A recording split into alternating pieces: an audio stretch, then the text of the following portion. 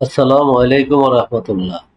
আমরা এই পর্বে দেখব পেজ টুলের ব্যবহার। পেজ টুল দিয়ে কিভাবে আনওয়ান্টেড এলিমেন্ট রিমুভ করা যায় সেটা আজ প্র্যাকটিক্যালি দেখব। আমরা প্রথমে এই যে এখানে রাইট ক্লিক করে পেজ টুলটি সিলেক্ট করব। সিলেক্ট করে ধরুন আমরা এই স্পটগুলো রিমুভ করতে চাই, যে যে স্পটগুলো রিমুভ করতে চাই সেই জায়গায় আমরা হাত ঘুরিয়ে সিলেকশন করব। সিলেকশন করে ধরুন এই অংশটুকু আমরা রিমুভ করতে চাই। এখন এখানে মাঝখানে মাউস দিয়ে প্রেস করে ড্র্যাগ করে আমরা যেই কালারটা, যেই অংশটা ওখানে দিতে চাই সেই অংশটাতে নিয়ে ছেড়ে দেব।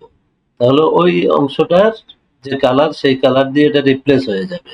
এভাবে রিপ্লেস করা